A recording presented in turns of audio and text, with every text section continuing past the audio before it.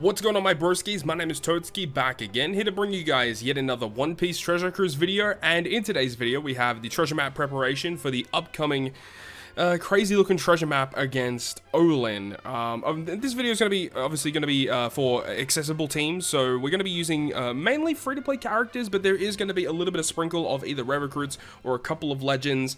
It is what it is. I feel like it's almost, I'm not going to say it's almost impossible, but obviously it's going to be very difficult to build full mono free-to-play teams, and not everyone out there is going to use mono free-to-play teams. And remember, this is for the ideology of taking on the New World League, which is the most difficult league. If you guys are in East Blue or Grand Line, the bosses are going to be a lot easier, the gimmicks are going to be less harsh, or the boss's HP will be a lot lower. So here we have the treasure map versus the Olin, the Oiran. We actually went through her abilities previously. I'll just give a very brief rundown. Her captain, Driven Powerhouse 4.25 is amazing, 1.2 health, strength, and quick slots are matching.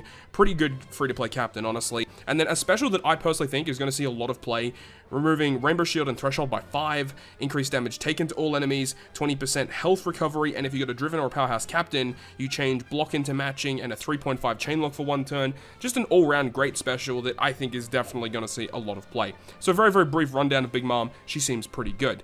But of course, let's go ahead and have a look at the actual teams that we have for the accessible teams versus this treasure map.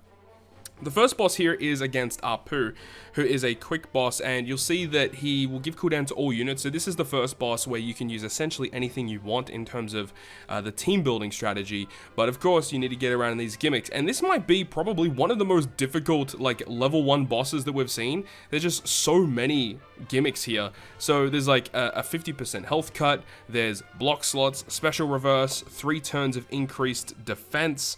So just lots of really nasty stuff. There is a delay immunity though, so you can go ahead and use the defense down effect on the enemy, which is kind of nice. But remember, the enemy's going to revive, so you probably need an ability to remove the defense again, which is why I have Uta on the team. There's free-to-play Uta with double special launch. You can launch it over multiple turns, which is good.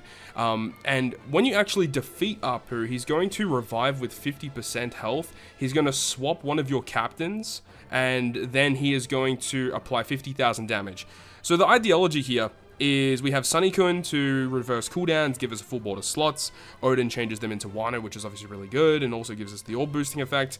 But then the Dex Law that came out in the previous month's treasure map, his special ability is going to be pretty useful in this content because he has the ability to switch himself for the captain for 2 turns. So essentially, when you are on battle 1 or battle 3, you use the special to change block slots into matching, which he doesn't really need to worry about anyway. But then you can go ahead and swap into the captain spot, and when he becomes the captain in the middle of a quest, he will allow you to have 70% damage reduction, which is the way that you're getting around this. Also providing an attack boost to Cerebral and Slashes, so ideally building a team around that is going to be the best way forward. And that's pretty much it. You know, nothing really too crazy here. Apoo should have the lowest HP values moving forward, so hopefully it's not too difficult, but there's a lot of gimmicks that you really have to take notice of on this fight. Moving on to the second Battle Rush boss against Basil Hawkins, there's going to be cooldowns specifically to Striker Driven and Powerhouse characters, and then on Battle 3 there is 5 turns of % damage reduction, 5 turns of Special Bind, 10 turns of Resilience, and then also cuts your crew's health by 50%. So the 2 key characters here is going to be the Treasure Map Queen and the free-to-play Kaido. Queen as a captain's pretty decent, 3.75 times captain effect, which is pretty good. And then you have the special ability of Queen, which removes the Rainbow Shield. You still have to deal with the special bind though, which is why the Kaido is very good. This free-to-play Kaido is just a really good free-to-play character in general. Being able to remove Special Bind is obviously very useful, and also if you have a Driven captain, then he does 200 times his attack and typeless damage to all enemies for 2 turns, which allows you to innately get around the resilience buff. Kaido also gives you an attack boost as well. And then the other characters you can basically fill in with whatever you need in order to get around the boss, but remember Hawkins is a strength boss, so ideally using, you know, mainly driven characters or powerhouse characters that are also quick is going to be your best bet. The third Battle Rush boss against Orochi is a Psy boss where you're going to be getting cooldowns for slashes, cerebrals, and free spirits. Battle 2, interestingly, has gimmicks where all of your slots are changed into bomb slots, and then also it says self-attack 2.5 times, which I believe the enemy receives a 2.5 times attack buff. I'm not really too sure how that actually works, but a very, very strange little gimmick there. And then on Battle 3, all of your slots are changed into super block slots. Normal attacks only for 1 turn, and then also Despair will be inflicted for 10 turns, which is quite hefty. 5 turns of Special Bind to the crewmates only, and also a slot change impossible for your slot. So giving super block as well as slot change impossible is relatively difficult to deal with. Ideally though, you're going to be using the friend captain of Corazon and Law that debuted during the Halloween Sugo Fest late October, a few weeks ago. That character, you can use their special on Battle 2, which will give you the full board of empty slots, and when you carry that into Battle 3, all of the slots that you're given will stay empty, meaning that you can avoid the super block slots. The captain ability of Corazon and Law also remove 10 turns of Despair, so you don't have to worry about that. I would say the 2 key characters, at least on this team, aside from Law and Corazon, of course, is going to be Crocodile, which gives a really good color affinity boost, and also the free-to-play Doflamingo, because you can use his special ability to remove the special bind on the crew. And even though he says he randomly changes your slots into either block or super bomb, you can pretty much ignore that due to the ability of Law and Corazon with the empty slots. Also, this guy gives you a color affinity boost, which is pretty good. It does say that the crewmates are only inflicted with special bind, so realistically, you can just use Dofi as the captain if you want. It really depends on what you want to do. You can really do that. It doesn't really matter at the end of the day. But we've also got just some filler cerebral characters that are also int that will be buffed by Law and Corazon's captain ability. The final Battle Rush boss is also a Psy character, which is going to be Kanjuro this time, and there's going to be cooldown to Strength, Dex, and Int characters. There is going to be a lot of different gimmicks here. There's going to be Battle 3 with block slots. Also, your friend captain will be binded for 8 turns, and your middle row is hit with 3 turns of special reverse, and your bottom row is hit with 6 turns of special bind. And luckily, if you're really lucky and you have Halloween Ace, you can deal with all of these gimmicks with one character being Halloween Ace.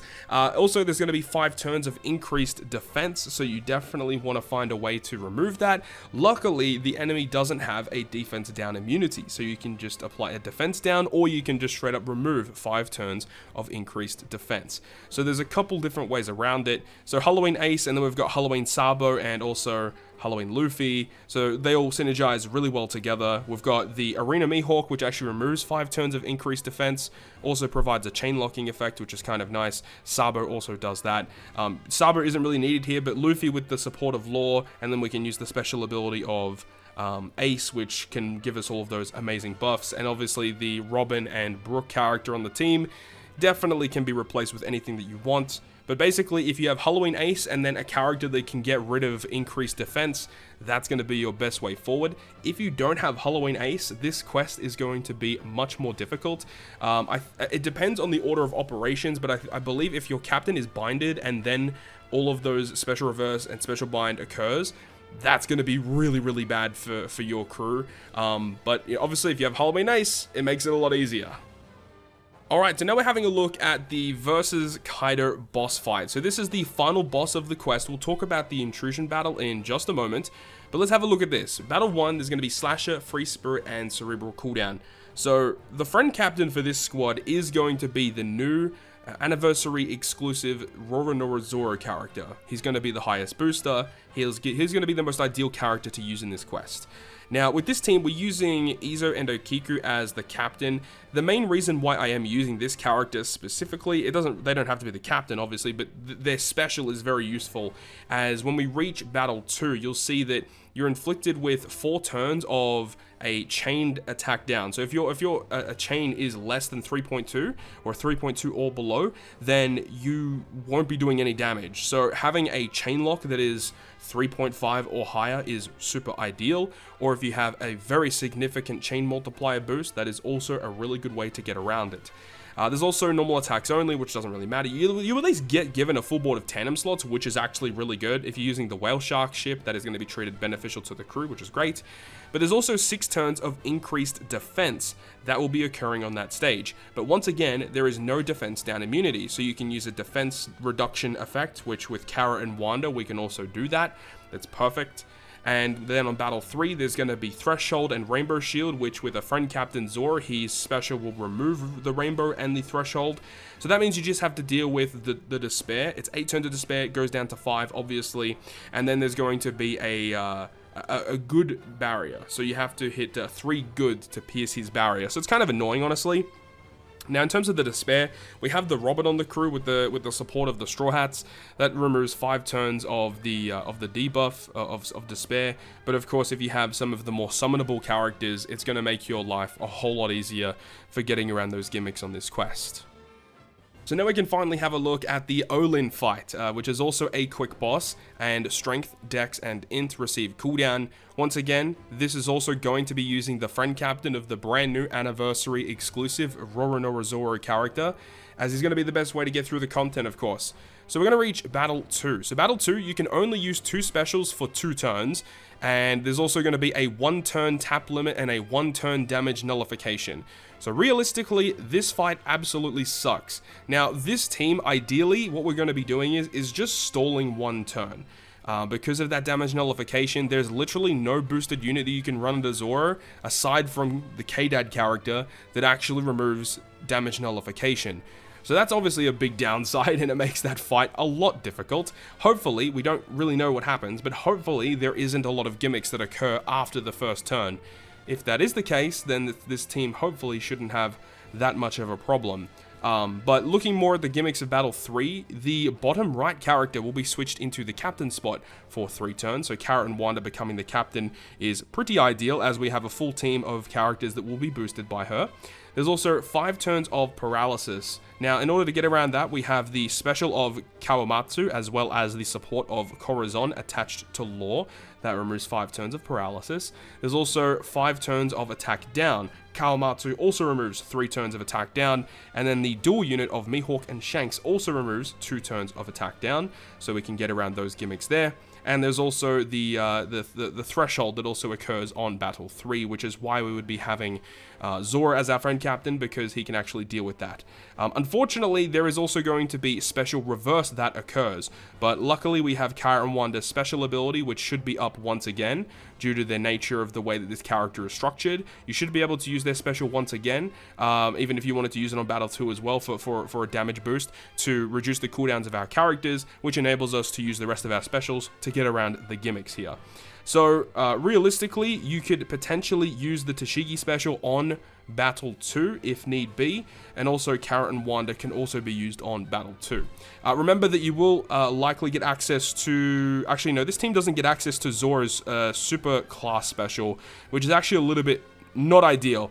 The Kaido team will get access to it due to Robin being on the crew, but the fact that the Intrusion fight doesn't get access to that actually might be a bit of a hindrance, so this team may need a little bit of tweaking. But of course, if you're trying to build an accessible team with mainly free-to-play characters, it's gonna be relatively hard in order to trigger a lot of these effects, especially getting through all these gimmicks. But realistically, I think this should at least get through earlier stages of the New World fight. Of course, if this is Grand Line and if it's East Blue, this team's not going to really have too many issues, of course. So with all that being said, that is going to wrap it up from me. So thank you very much for watching the video. And if you guys enjoyed the video, make sure to go ahead and leave a like. And if you want to stay up to date with all of the content that I post, including more One Piece Treasure Cruise content, make sure to hit the subscribe button down below. But on that, guys, I'll see you guys within the next video.